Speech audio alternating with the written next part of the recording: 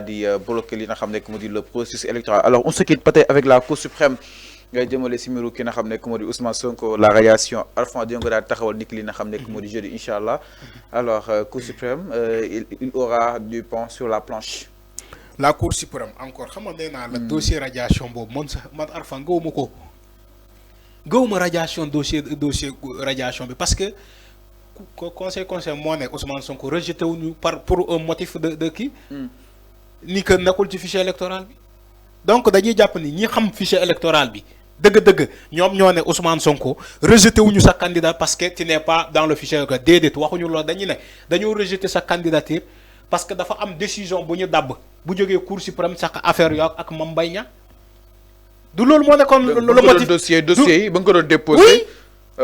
oui Mame Mbaye Niang bi atteeguñu ko woon. gis nga sëñ Fallou voilà moo tax ma ne la sëñ Fallou gis nga fii ay nit ne la Ousmane Sonko woy tuuram na ko ci les listes électorales woy Ousmane Sonko lii ak laa au final fan la ñu mujje loolu laa lay wax nii moo tax ma ne la radiation bi ngay wax ni moom la ñuy àttee Cour suprême man dama ne man Arfan gëw ma ni que Ousmane Sonko a été radié sur les listes électorales musuma gëm loolu radiation bi ñan ñoo ko bind ana acte de radiation boobu kan moo ko gis fan lañ ko publier est-ce que ba xam moom day bi liggéey Ousmane Sonko boo demee ci moom dina la ne sama acte de radiation baa ngi nii mais du la ko wax est-ce que ces avocats mës nga dégg nit kenn ci ces avocats ne la ñun gis nañu radiation Ousmane Sonko parce que ñoom ñoo koy layal ci kanam attekaay bi ñoom ñoo koy layal même Cour suprême bu ñuy wax ni avocat mi ñoo fay dem est-ce que avocat yooyu mën nañu témoigner ne la acte de radiation bu Ousmane Sonko ñun mus nañu ko gis mais musuñu la ko wax donc ñoom lan la ñuy def Cour suprême défendre l'obscurité défendre un dossier dans le néant un dossier bu existé wul ngay dem ci Cour suprême sur des supposés di ko défendre. mais le pourvoi a été déposé. oui le pourvoi de quoi ñoom ñoo déposé un pourvoi boobu oui Diouf et consort.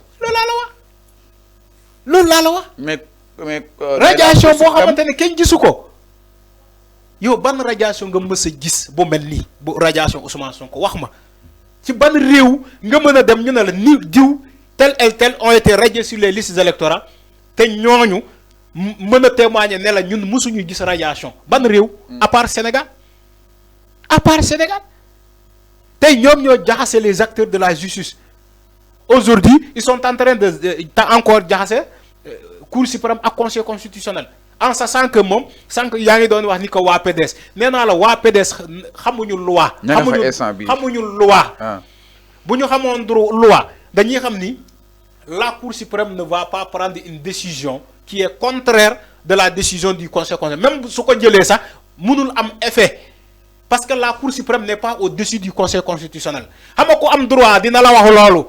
suñ leen neexee tey ñu dem yóbbu ay bongomaan yóbbu ay sabar yóbbu ko biir conseil Cour suprême di xaar ndax dinañ am gain de cause le processus électoral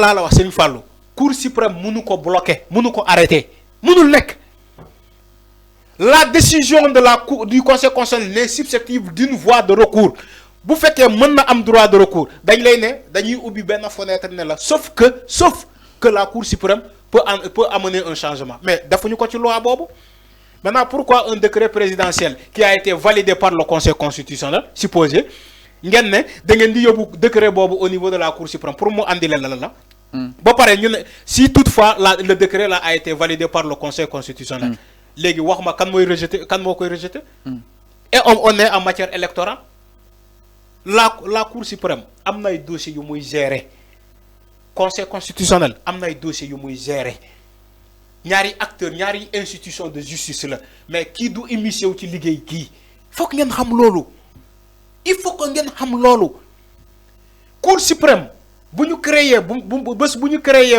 Conseil constitutionnel ci la ñu pare am wàllum élection ci Cour suprême ci la ñu pare ci Cour suprême wàllum élection ne ko yow am ngay dossiers yi ñi nga war a gérer tey tu peux pas prendre un dossier de corruption à la jeunesse nga ne da nga koy àttee Conseil constitutionnel da ngay def recours Conseil constitutionnel. dañ lay ne yoo xamoo droit. demal Cour suprême tey doo jël un dossier de viol supposé de viol imaginez l'exemple de Ousmane Sonko Adji Sarr. Est-ce qu'ils ont amené ce dossier-là au Conseil constitutionnel? Est-ce qu'ils ont amené ce dossier-là au Conseil constitutionnel? Mais non. Dossier bi fan la jeexee cour d'appel, cour suprême. Mais yóbbuñu ko Conseil constitutionnel parce que du liggéeyam. donc les élections lay gérer. C'est que si ñi il faut que ñu bàyyi di mélanger affaires yi. Décret présidentiel bu convoqué corps électoral ak fichier date mu afficher la date électorale. Bon amé fi nga koy comment adresse fi nga koy attaquer dang koy attaquer Conseil constitutionnel. Fofu kessé nga ko mëna attaquer. Asatuma tay ñu ne la le décret là a été validé par le Conseil constitutionnel. Nit ne ma way damay jël décret bobu yóbbu ko Cour suprême. Yo parce que yo xamoo droit. La Cour suprême ne peut pas annuler une décision du Conseil constitutionnel parce qu'ils sont deux entités qui fait le kaw qui. Mais Amoul, il faut arrêter quand même. Ouais, PDS, ils sont en train de jouer un théâtre. C'est un théâtre qu'ils jouent. Ils jouent un théâtre. C'est une fois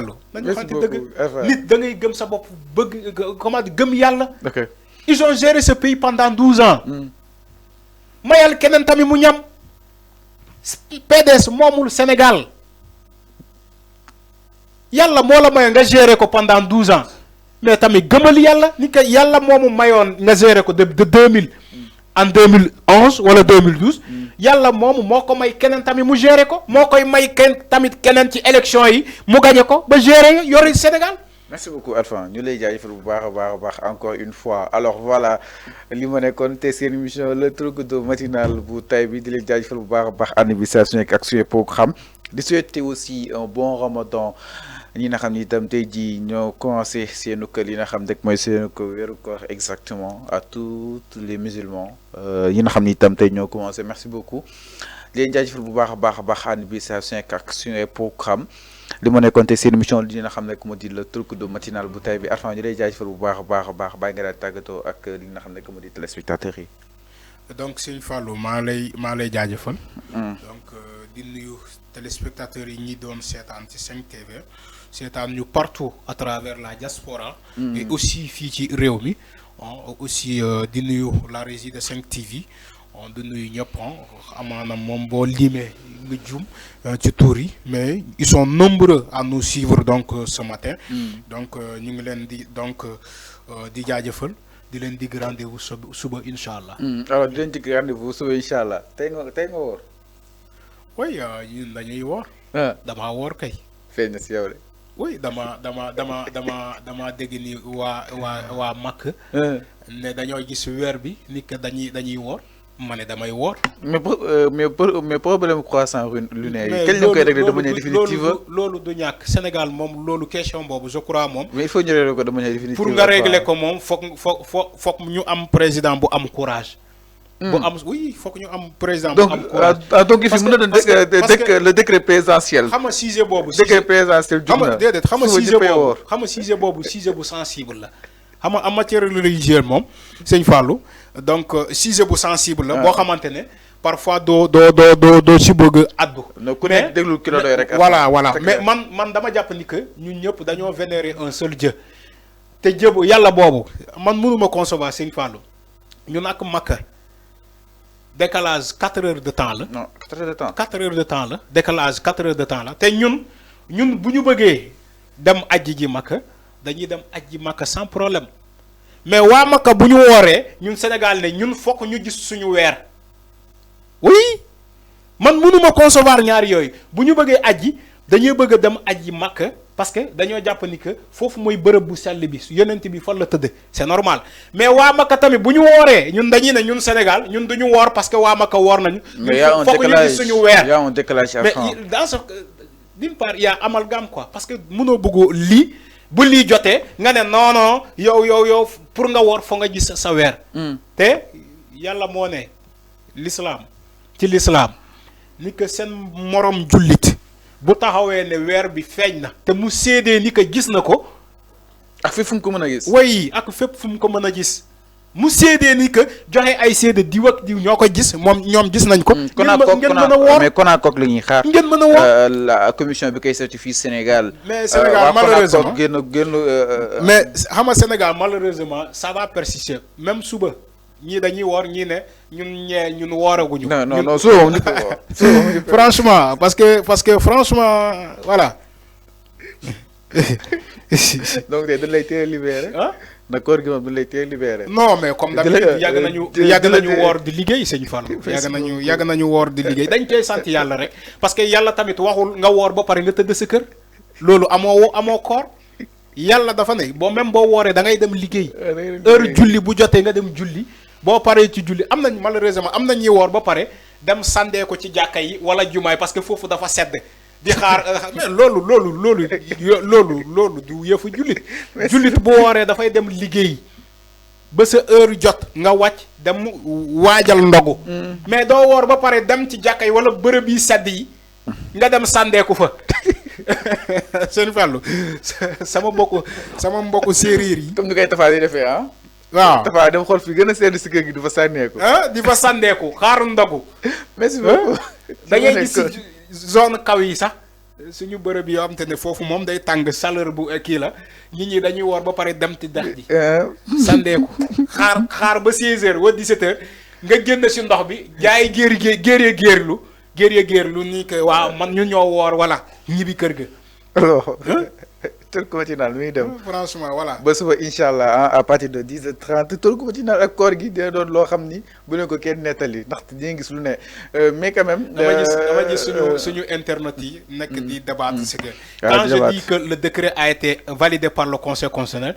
parce que le président de la République moo soumettre d'abord un rapport de dialogue ñu rejeté ko le Conseil constitutionnel ba pare le Conseil constitutionnel a décidé donc de choisir une date du 31. L'exécutif, le président de la République, Mouniouat, si c'est ces raisons, il a choisi la date du 24. Et la date du 24 a été validée par le Conseil constitutionnel. Donc, le Conseil constitutionnel a validé le décret pour fixer l'élection au 24 mars. C'est normal, c'est la réalité. Parce que le Conseil constitutionnel, pour valider le décret, dans ce cas, nous avons élection 24 mars. Il faut que les gens arrêtent et aussi vont vers l'information. Non, pas le décret, mais le Conseil constitutionnel validé la proposition du président Macky Sall. Mais c'est le décret. Proposition d'Albi. La proposition mais enfin, est accompagnée d'un décret. Enfin, proposition, moi, je décret. Proposition gagne depuis mercredi. Décret gagne vendredi. Par conséquent, donc, le Conseil constitutionnel doit affilier au président Macky Sall si proposition d'Albi n'a jamais été oui. Parce que nous n'était ce décret, le Conseil constitutionnel de l'élection le 31. Donc, Conseil constitutionnel, ce décret pour avoir l'élection. Ce n'est que le décret gagne le Conseil constitutionnel mën jàpp datam le 31 exactement donc le Conseil constitutionnel mais tey bu demee ba jàpp le 24 d'une part c'est aussi il faut nga xam ni que c'est par le biais de l'exécutif le président Macky Sall mais décret après le génn non xam nga décret mën na génn après même la proposition doit être accompagnée d'un décret parce que décret kese loi moo ne décret mooy fixé date élection moo tax ma ne la le Conseil constitutionnel a validé le décret présidentiel bu fixé élection le 24 mars te dara du ko dindi décret bi bu génnee vendredi est-ce que le décret a été rejeté non mais il a été validé il faut que les gens arrêtent avec les mots le décret a été validé donc décret bu ñu xas ba validé Conseil constitutionnel nit mënul dem tey Cour suprême du ko ne décret boobu da koy parce que Cour suprême il joue le même rôle que le Conseil constitutionnel la Cour suprême n'est pas au-dessus du Conseil constitutionnel il faut que ñi ñi xam ko gars yi neen comprendre nañu exactement non il faut que c'est-à-dire que il faut que ñu xam ko le Conseil constitutionnel joue le même rôle que la Cour suprême